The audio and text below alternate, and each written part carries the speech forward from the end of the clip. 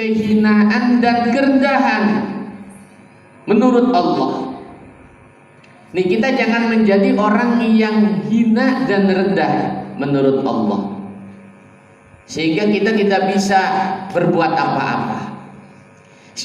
Siapa orang yang akan mendapatkan kehinaan dan kerendahan di sisi Allah?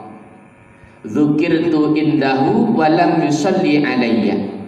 Kata baginda Rasul, dzukirtu, namaku disebut, indahu, di sandingnya, walam yusalli alayya, dan dia tidak mau membaca sholawat kepadaku. Orang yang akan mendapatkan kerendahan dan kehinaan di sisi Allah adalah orang yang di saat Nabi disebut, dia sibuk dengan yang lain, tidak mau baca sholawat. Ini orang yang akan mendapatkan kerendahan dan kehinaan di sisi Allah Subhanahu wa ta'ala. Makanya kalau kita mendengar nama Nabi disebut, jangan enggan-enggan kita ucapkan sholawat kepada baginda Nabi. Ya. Karena itu yang akan mengangkat derajat kita. Kita akan mulia, kita akan tinggi di sisi Allah Subhanahu wa ta'ala. Allah saja memuliakan baginda Rasul, kok kita tidak? Allah saja membaca sholawat ke baginda Rasul, kok kita tidak? Gitu ya. Makanya kalau kita tidak mau membaca sholawat di saat nama Nabi disebut, na'udzubillahi min dzalik, kita akan mendapatkan kehinaan dan kerendahan menurut Allah Subhanahu wa ta'ala. Yang kedua adalah rajulun indahu abawahu aw ahaduhuma wa lam ya'mal fi haqqihima amalan yadkhulu bisababil jannah. Seorang laki-laki, kata baginda Rasul, yang dia masih mempunyai kedua orang tua. Bapak masih ada, emak masih ada, au ahaduhuma, atau salah satunya masih ada emak, bapak kagak ada, bapak ada, emak kagak, gitu kan. Tapi dia walam ya'mal bi haqqihima, dia tidak mau mengerjakan hak-hak orang tua. Padahal amalan yadkhulu bisababil jannah, sedangkan kalau dia mengerjakan hak-hak orang tua, itu perbuatan dia yang akan menjadi sebab dia masuk ke dalam surganya Allah Subhanahu wa ta'ala. Kalau orang laki-laki itu surganya tergantung keriduan kedua orang tua. Makanya kita ini laki-laki. Tuh, kita harus menjadi laki-laki. Jangan laki-laki jiwanya, badannya, tapi karakternya, sifatnya awewe, gitu kan? Ya, jangan. Artinya kita mau berbuat baik takut sama istri, takut sama yang lain. Jangan. Kita kalau tidak bisa berbuat baik dengan kedua orang tua, kita akan menjadi rendah dan menjadi hina. Maka di saat kita masih diberikan kesempatan oleh Allah Subhanahu wa ta'ala, orang tua masih ada, berbuat baik. Sering mendatangi kalau memang dekat, ya. Kalau kita bisa lagi ada waktu bisa mendatangi kalau memang kita bisa, itu ya. Kalau kita kan orang-orang yang pada merantau jauh, mungkin bisa di saat hari libur, entah 6 bulan sekali atau berapa bulan sekali, selagi bisa datangi. Itu perbuatan berbuat baik. Kerjakan perbuatan baik. Masya Allah. Minimal kita setiap waktu mendoakan kedua orang tua, Allahumma gfirli wali walidayya warhamhuma kama rabbayani shaghira. Itu perbuatan baik yang akan mengangkat derajat kita tinggi di sisi Allah. Tuh, minimal itu. Doakan orang tua. Kalau kita dekat orang tuanya, ya masih daerah sini Bekasi atau cuma tetangga kabupaten, kita seminggu sekali bisa berkunjung, berkunjunglah kita. seminggu sekali, nggak bisa sebulan sekali setelah gajian, berkunjunglah kita bisa kerjakan. Karena perbuatan baik kita bisa berbuat baik kepada kedua orang tua, itu merupakan sabab kita masuk ke dalam surganya Allah Subhanahu wa ta'ala. Itu kerjakan. Masih hidup, mumpung masih hidup. Itu kalau kita tidak bisa berbuat baik, nyampe gak bisa bawa apa-apa, boro-boro lagi boro-boro, minimal tidak menyakiti, gitu kan? Artinya tidak menyakiti itu jangan nyampe ke orang tua, cerita banyak, cerita susah. Assalamualaikum, salam, sehat mak, sehat, iya mak, maafin mak, mari ke orang bawa apa-apa, utang mak banyak mak, tagihan mak, motor, rumah, tambah-tambah mak anak mak, tambah-tambah mak anak sakit, bini aduh mak baru sembuh. Jadi jangan buat orang tua sedih, minimal tegar di hadapan orang tua. Kita nggak bisa berbuat baik, minimal jangan sakiti hati orang tua kita. Kata emaknya, lu mah setiap kemari begitu baik.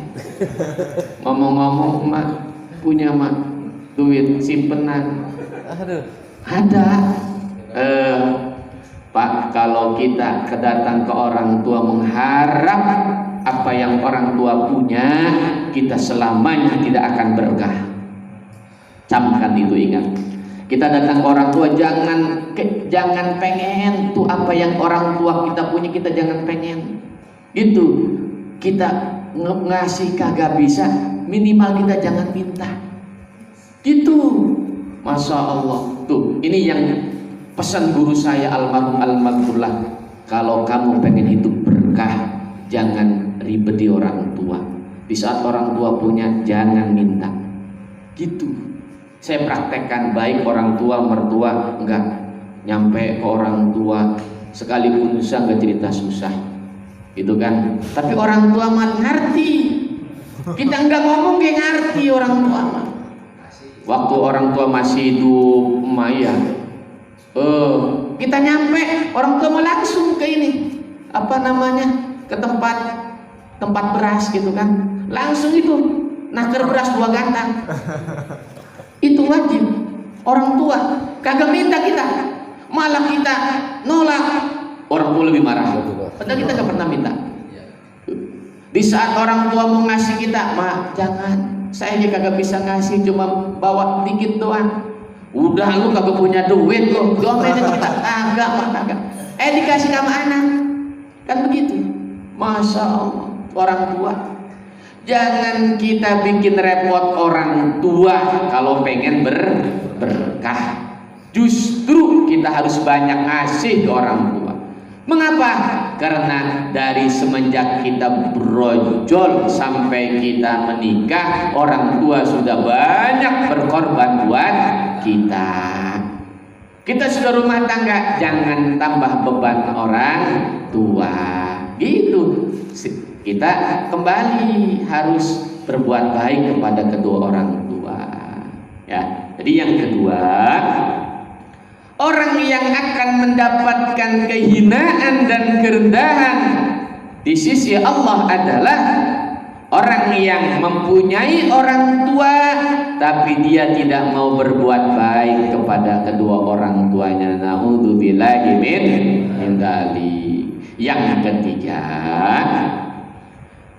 laki-laki yang masuk bulan Ramadan sampai sempurna Ramadan, sampai selesai Ramadan, tapi dia tidak diampuni dosanya oleh Allah Subhanahu wa ta'ala. Na'udzubillahi min dzalik.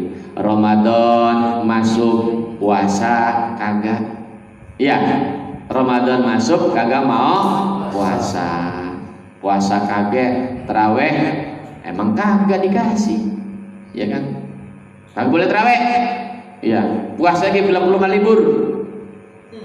Puasa Ramadan tahun ini hanya di bulan April 7 hari. Gitu kan? Ijma ulama sedunia.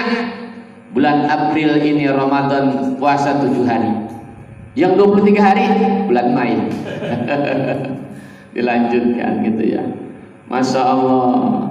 Kalau Ramadan masuk, kita tidak diampuni dosa-dosa kita, kita akan menjadi orang-orang yang rendah, yang hina. Maka nih, menghadapi Ramadan, bagaimana cara agar Allah mengampuni dosa-dosa kita?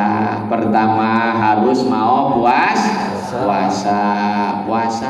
dan puasanya jangan sampai batal.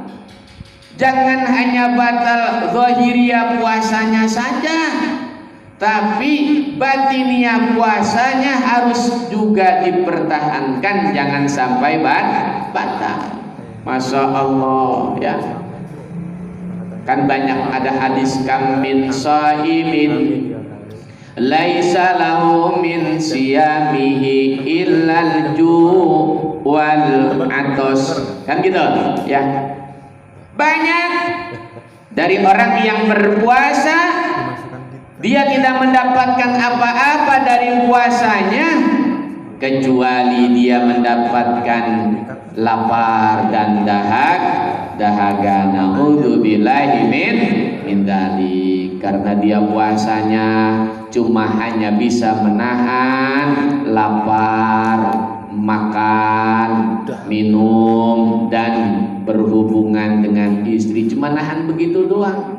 Yang lainnya mah kagak ditahan, ngobrolin tetangga gitu kan ya, ngegosip, ngegibah, dan yang lain-lainnya, tidak menjaga seluruh anggota tubuhnya untuk berpuasa. Jadi kita puasa jangan hanya menahan lapar dan minum saja, tapi kita harus berpuasa menahan daripada seluruh anggota badan kita dari mengerjakan perbuatan-perbuatan yang diharamkan oleh Allah Subhanahu wa ta'ala. Kembali lagi bahwa kita ini umat Nabi Muhammad, umat yang sangat diistimewakan oleh Allah Subhanahu wa ta'ala, di mana keistimewaan kita tidak didapat oleh umat-umat yang lain sebelum kita. Hanya kita umat Nabi Muhammad yang mendapatkan keistimewaan dari Allah Subhanahu wa ta'ala.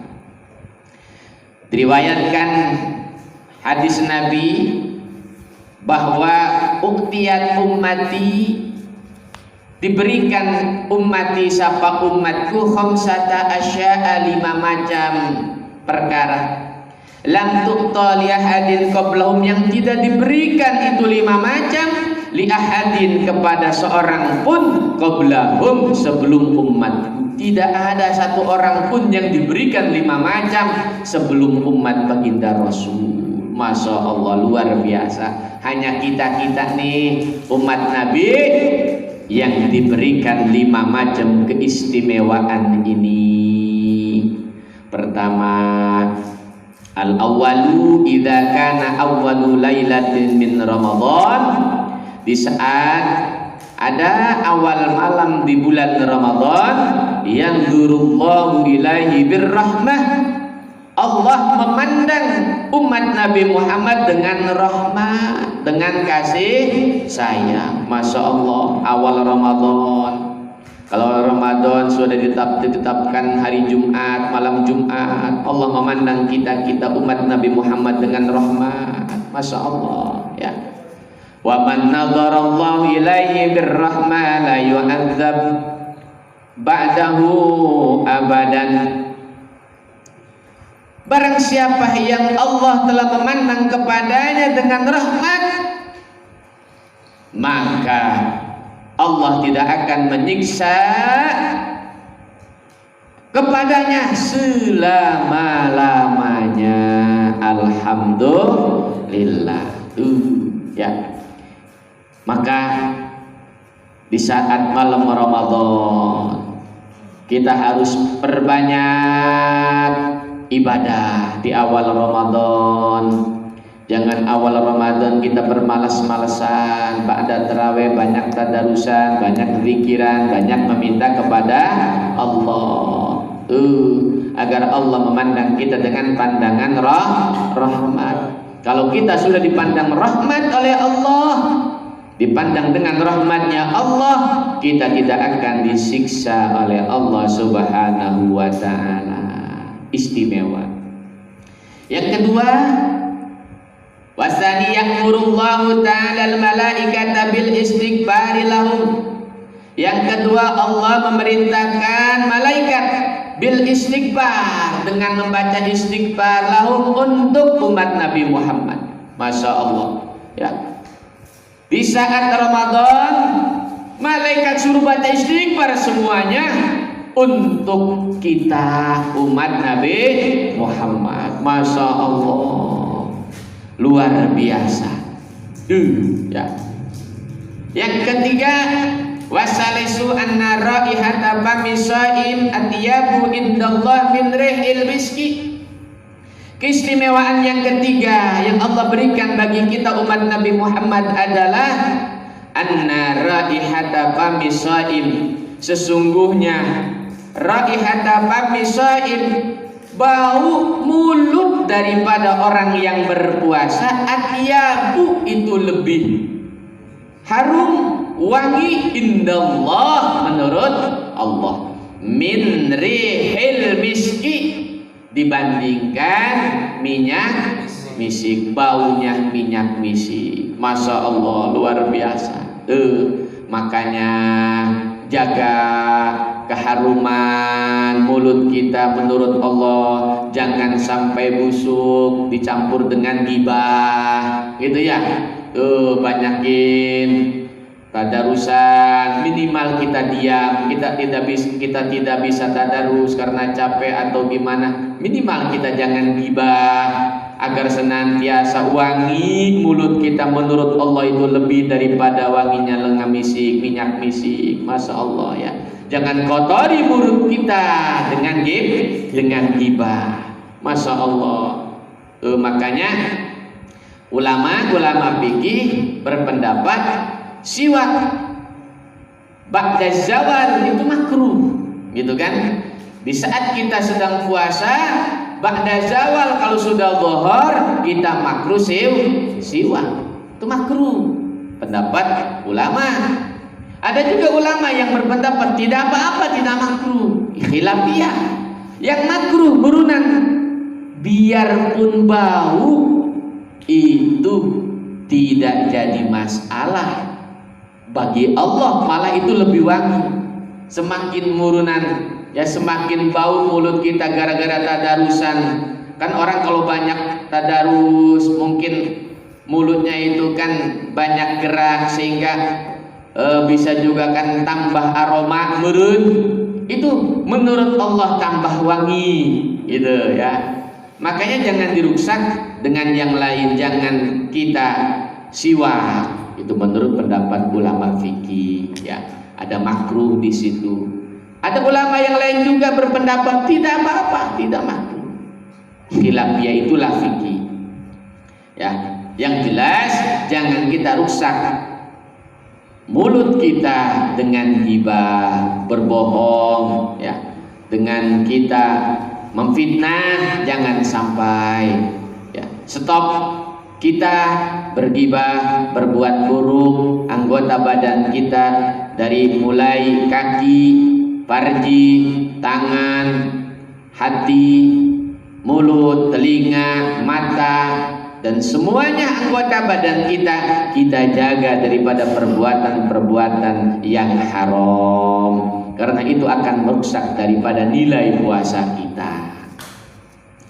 Yang selanjutnya, keistimewaan yang Allah berikan kepada kita umat Nabi Muhammad adalah warrabi'u yaqulullahu ta'ala lil jannati ittakhidhi zinataki wa yaqulu tuba li ibadil mu'minina hum awliyai. Kata Allah yang keempat, Allah berkata lil jannati, kepada surga ittakhidhi zinataki, kalian ittakhiri, berbuatlah kalian zinataki, untuk menghias kalian. Hiasi, ayo bersolek, persiapkan.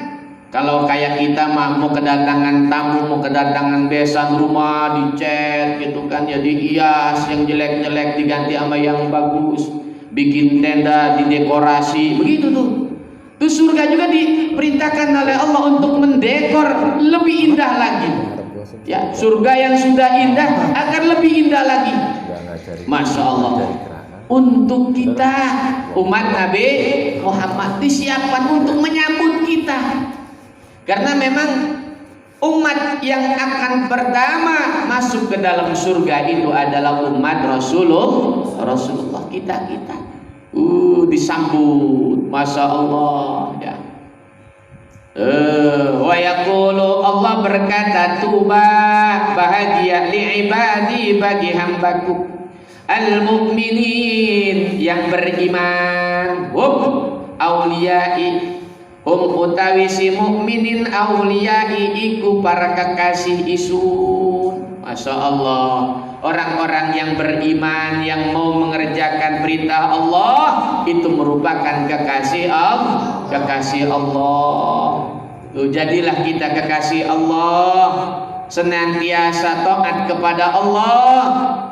Di mana para kekasih Allah itu mereka yang hanya takut kepada Allah, tidak takut dengan yang lain. Tidak takut ditakut-takuti dengan hal-hal yang tidak jelas. Itu kekasih Allah. Hanya takut kepada hukum Allah Subhanahu wa ta'ala. Enggak takut kepada yang enggak jelas. Ya. Kalau kita masih takut kepada yang enggak jelas, ya, meninggalkan yang jelas, berarti kita tidak masuk kepada kekasih Allah Subhanahu wa ta'ala. Enggak masuk kita. Inna awliya Allah la khaufun alaihim wa la hum yahzanun. Itu. Jadilah kekasih Allah. Ya. Artinya kita hanya takut kepada hukum Allah. Hanya takut kepada aturan-aturan yang disampaikan oleh baginda Rasulullah, yang disampaikan oleh para ulama-ulamanya. Itu baru namanya kekasih Allah. Takut yang enggak jelas, bukan kekasih Allah ya. Wal khamisu, yang kelima, yaghfirullahu ta'ala lahum jami'an. Keistimewaan yang kelima yang diberikan oleh Allah untuk umat Nabi Muhammad adalah Allah mengampuni umat Nabi Muhammad semuanya. Alhamdulillah. Maka beruntunglah orang-orang yang mengerjakan puasa ibadah di bulan Ramadan. Di mana bulan Ramadan ini adalah bulan yang sangat istimewa. Kata baginda Rasul, kalau umatku itu tahu apa yang terkandung dalam Ramadan, kata baginda Rasul, lau ta'lamu ummati ma fi Ramadan, kalau umatku tahu apa yang terkandung dalam Ramadan, la tamannau an takuna sana kulluha Ramadan, maka umatku menginginkan seluruh tahun, satu tahun itu Ramadan semua. Jangan ada Syawal, jangan ada Hafid, Haji, Muharram, Safar, Maulud dan selainnya. Udah Ramadan aja. Setahun Ramadan, ganti, pokoknya Ramadan terus. Kalau kita umat Nabi Muhammad tahu kandungan Ramadan. Apa memang yang terdapat dalam Ramadan? Yang terkandung dalam Ramadan di antaranya li'annal hasanata fihi mujtami'atun. Kebaikan dilipat ganda. Masya Allah, kebaikan dilipat gandakan minimal 1000 kali lipat. Minimal. Kita berbuat baik di bulan Ramadan minimal 1000 kali lipat. Di mana selian Ramadan itu cuma satu kebaikan dibalas satu, paling banyak 10. Beda kalau di bulan apa namanya itu kan Rajab, 1 berkali lipat 70. Beda pula di bulan Sya'ban, 1 dilipat gandakan 700. Di Ramadan lebih daripada itu, 1000 kali lipat. Dan tergantung kadar daripada keikhlasan kita. Wallahu yudha'ifu liman yasha. Itu minimal 1000 kali lipat kita dalam Ramadan. Masya Allah. Kalau orang yang imannya tinggi, imannya kuat, imannya hebat,